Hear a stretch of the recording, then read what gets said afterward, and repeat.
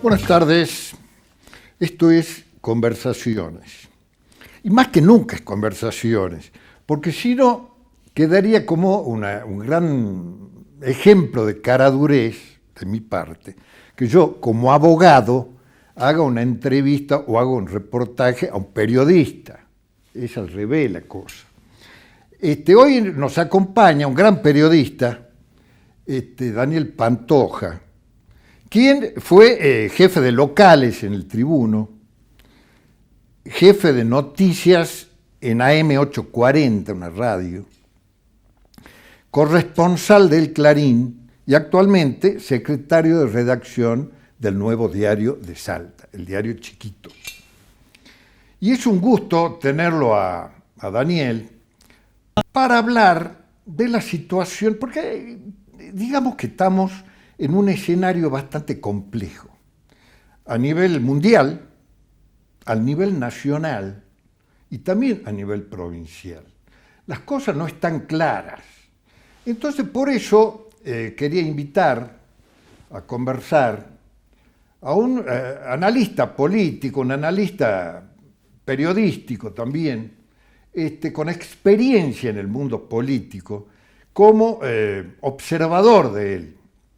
Entonces, por eso es que vamos a ver si desbrozamos en esos tres ámbitos que, como decía recién, están en una circunstancia, en una situación sumamente delicada, sumamente complicada. Daniel, ¿cómo estás? Bien, buenas tardes, gracias por la invitación. No, pensaba en lo que decías al comienzo, que un abogado va a entrevistar a un periodista, pero está todo trastocado, así que... Y bueno, hagamos nuestro aporte al trastocamiento. No hay que sorprenderse. Un neurocientífico recién llegado a la política que aspira a ser candidato a presidente. Claro. ¿Qué nos preocupa? Tiene sus virtudes, pero bueno.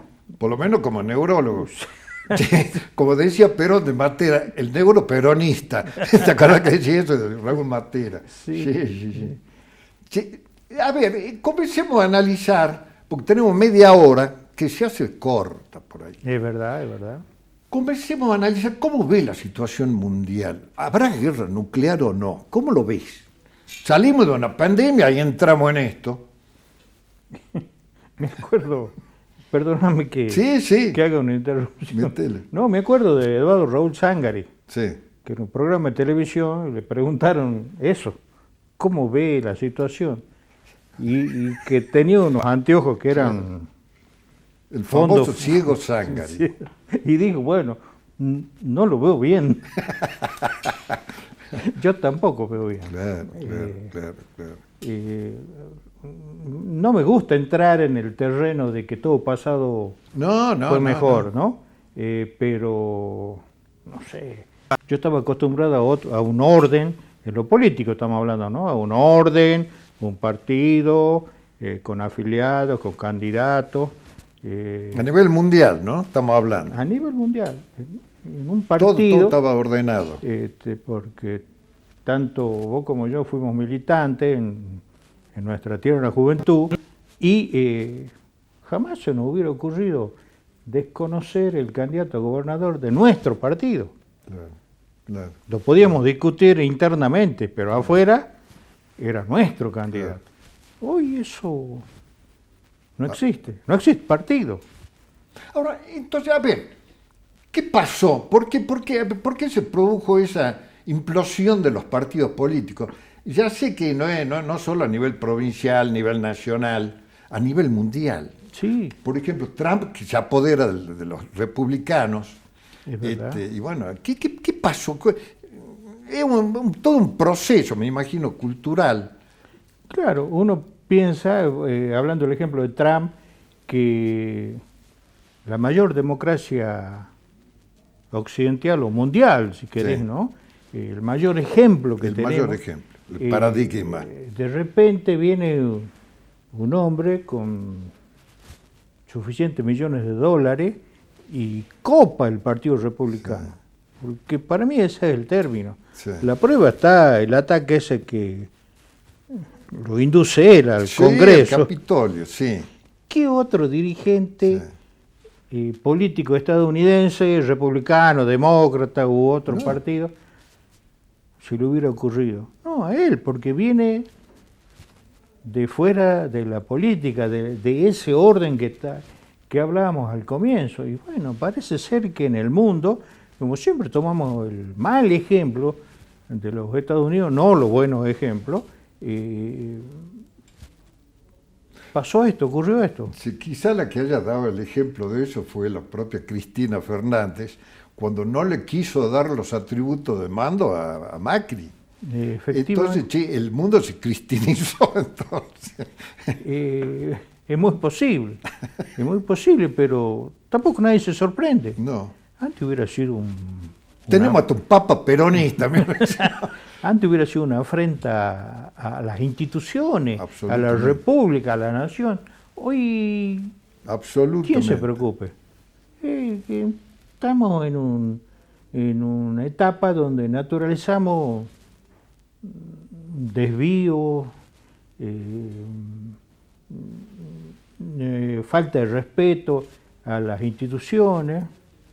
Yo siempre recuerdo que un viejo profesor de periodismo, un día llega un presidente de un país extranjero a Salta de visita y estaba por dar una conferencia de prensa y estaba por ir de zapatillas, cosa que hoy es muy común, ¿no? Hoy es común. Aclaro que fue hace muchos años. Sí.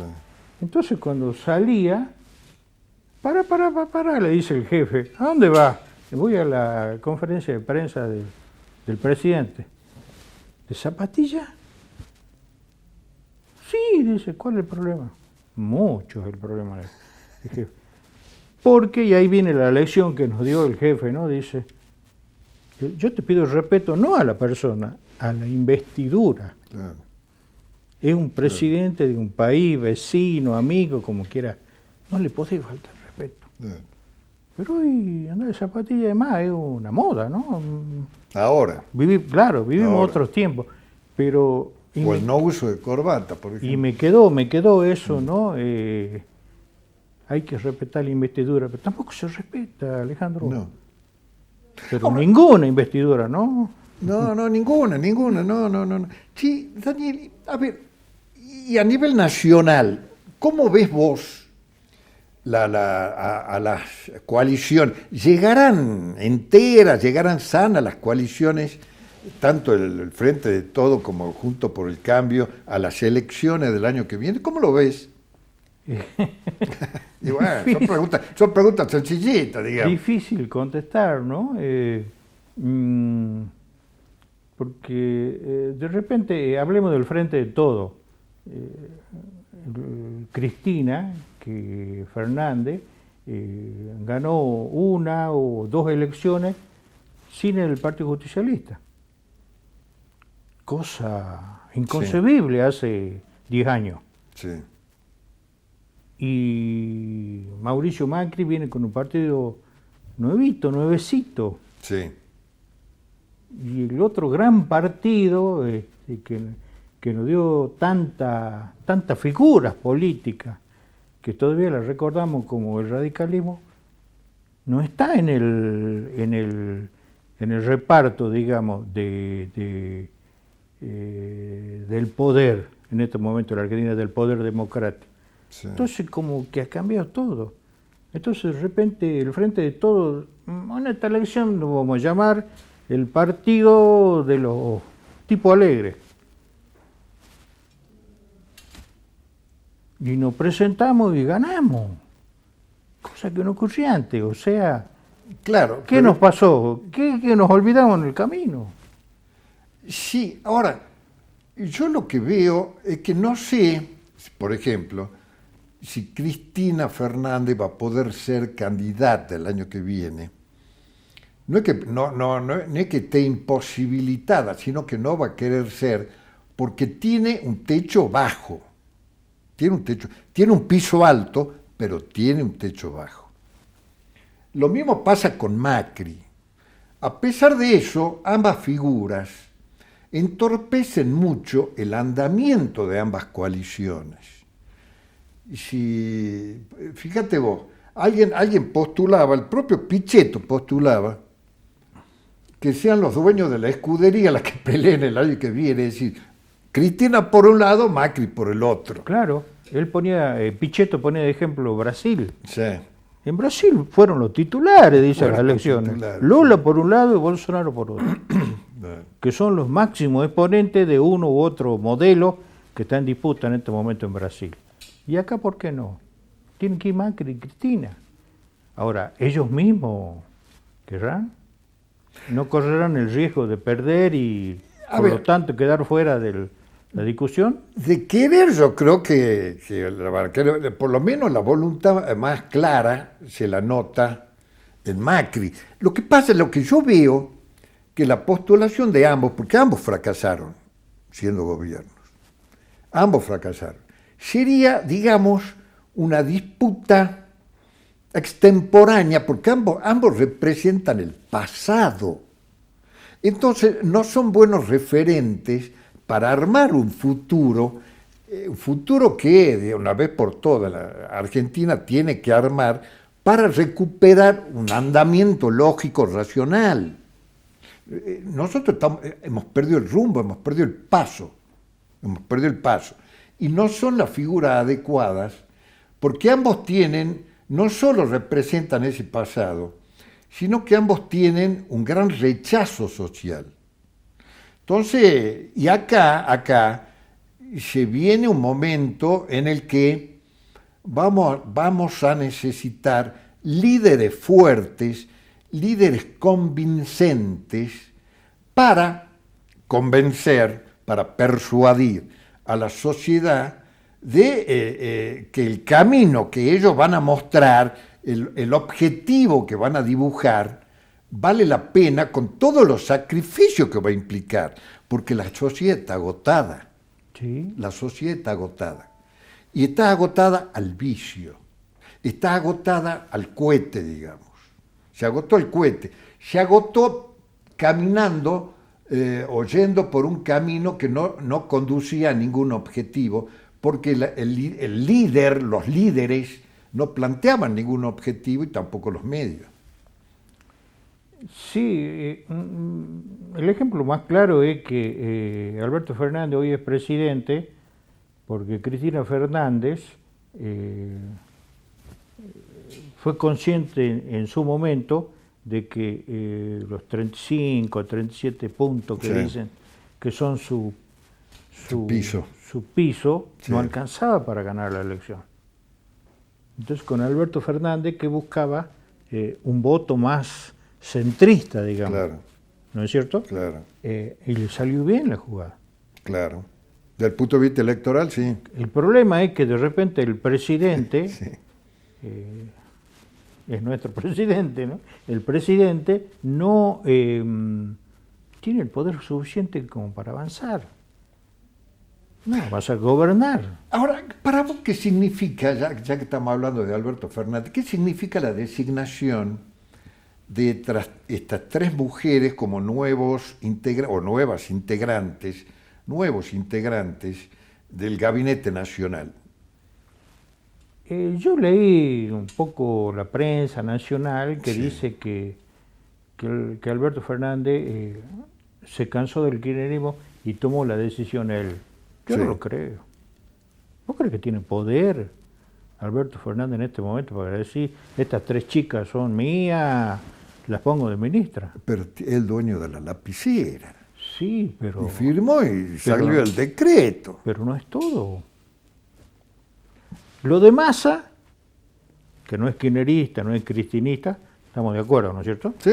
Lo de Massa lo acepto porque estábamos viviendo días turbulentos en lo económico y ahí sí, Cristina, o la vicepresidenta, digamos, le dio el aval, digamos, para que vaya de gran superministro. La última bala. Claro, pero esta señora, no lo creo.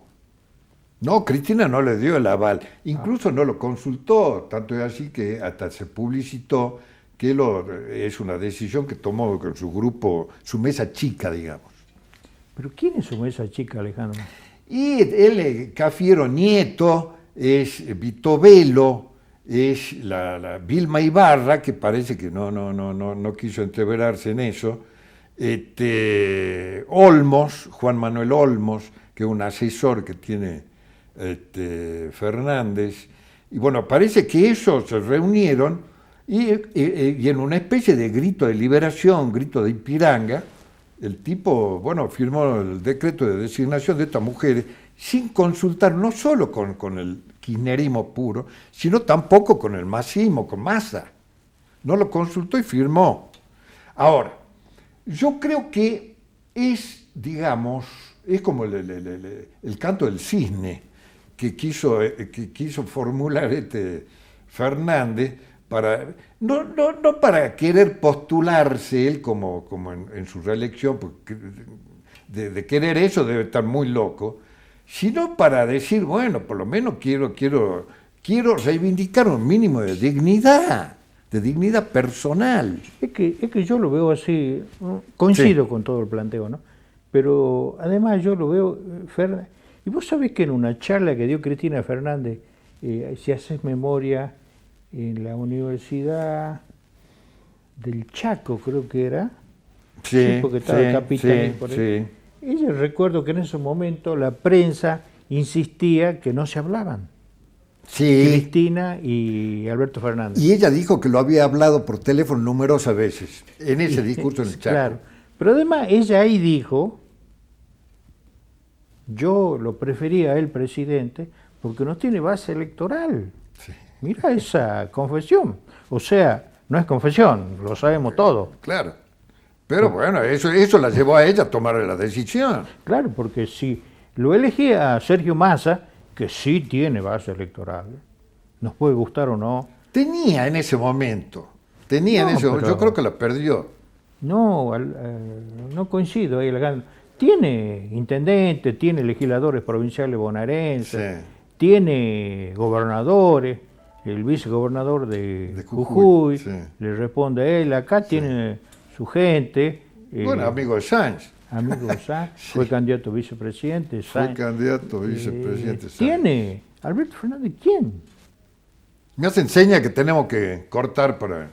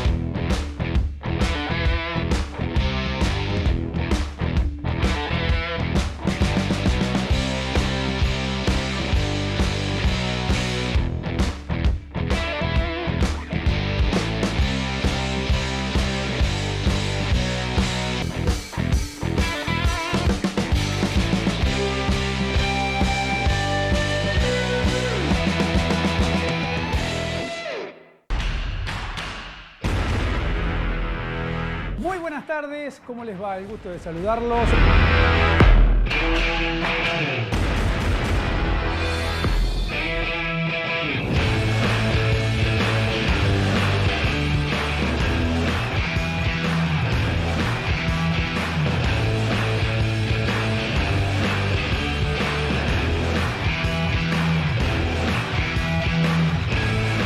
Desde ahora toda la información del automovilismo, lo más importante que pasan los fines de semana, lo vas a poder ver en Agenda Carburando por la pantalla de Somos.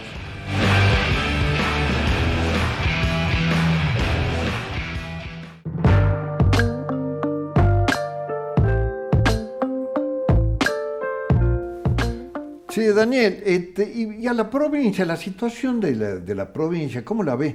Yo por ahí, que hablábamos un poco en el intermedio, veo una especie de involución, tanto desde el punto de vista político-institucional, como de los protagonistas, digamos. Hay un bajón en cuanto a a la representatividad. ¿Vos cómo lo ves? En la provincia, ¿no? Lo de la involución no hay ninguna duda. Pensemos que el Partido Justicialista, que en su momento llegó a tener...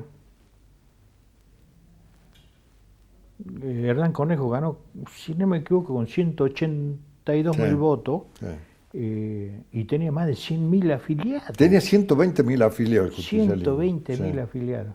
El radicalismo andaba por los 80. Sí, más o menos, sí. Y después crecieron mucho los renovadores, 40, 50.000. Y funcionaban los partidos. Pero hoy ninguno de los tres. Ninguno de los tres.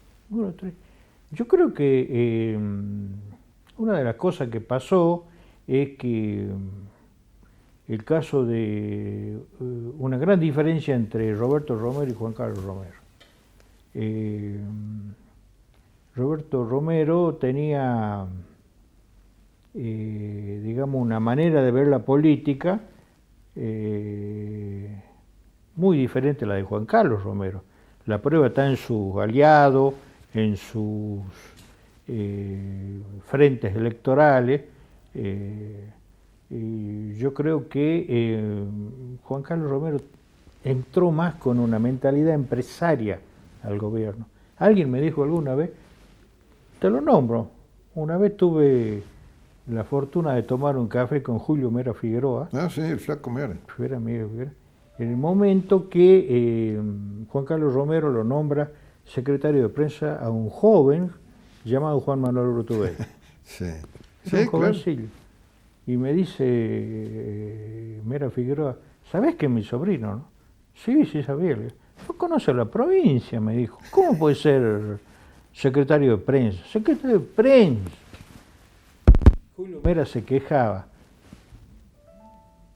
Ni que hablemos de ministro. Y él me dijo ahí, Juan Carlos Romero tiene la idea, él maneja el gobierno como si fuera un directorio y él el presidente del directorio. Y me decía, el ministro, desde mi óptica, me decía Julio Mera Figueroa, ministro del Interior, bueno, gran conocedor del paño político del país. Me decía, un ministro tiene que venir al gobernador con el problema y con la solución. Gobernador, en el hospital de Salvador Massa tenemos un problema, ¿qué pasa? No hay insumos. ¿Y cómo lo resolvemos? No, ya está yendo un camión, ya está solucionado. Le vengo a informar nada más. No, ¿vos crees que algún ministro de esto, o de los anteriores, incluso del gobierno de Juan Manuel Urtubey, porque estábamos hablando del gobierno de Juan Carlos Romero, no, esperaban que Juan Carlos Romero diera la orden. Siempre tuvimos convencidos los periodistas en el momento que gobernaba Juan Carlos Romero que él era el verdadero ministro de Economía. Todos los ministros que estuvieron ahí le obedecían, digamos. Claro, hacían lo que les decía el gobernador. Está bien, pero los ministros, como los llegamos a conocer nosotros, por nuestra edad, eran gente que tenía, como decía Mera, el problema y la solución. Capaz que no le gustaba al gobernador la solución, eso es otra historia, pero yo le traía la solución. ¿Vos pensás que en la actualidad algún ministro, hablemos de la provincia? No, estamos hablando de la provincia. No sé, yo diría Camacho, sabe lo que hace. Conoce el oficio, digamos. Sabe lo que hace. Esteban, porque es médico.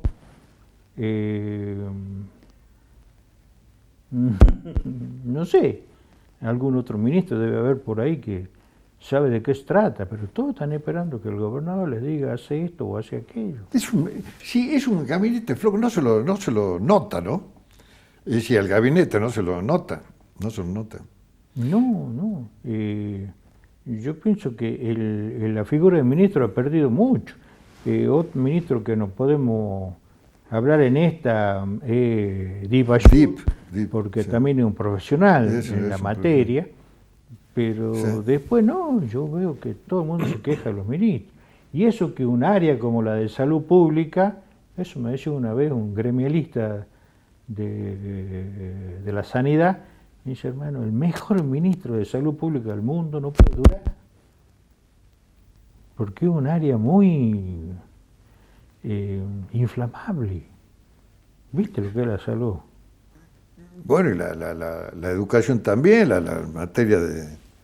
Pero sí, afortunadamente para el ministro de Educación tuvimos como 2 años sin clase, ¿no? Sí, por la claro, pandemia. Zafó, digamos, claro. Pero...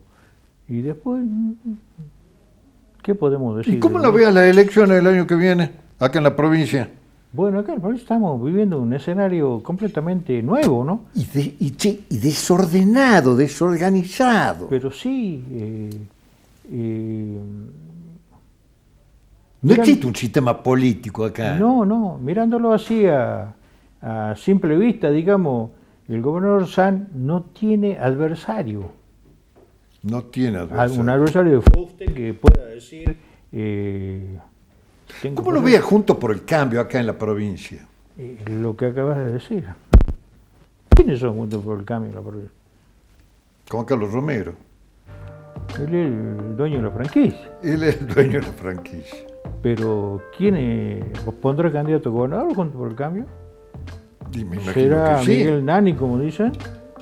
¿Será...? Miguel Nani siempre amenaza ser candidato a gobernador para negociar la diputación. ¿Vos crees que Juan Carlos Romero se va a despegar de Gustavo Sanz y la va a mandar a Bettina Romero candidata en otra lista? No, yo creo que no. Yo creo que no. Pero bueno, sí, no están haciendo eso, pero yo creo que van a poner algún hombre de paja ahí para que ponga un poco la cara y nada más. Sí, Daniel, bueno, muchas gracias por tu visita. Por favor. Vamos a ver si para la próxima extendemos un poco el tiempo y nos da más espacio. Y a ustedes muchas gracias por su atención y será hasta el miércoles que viene.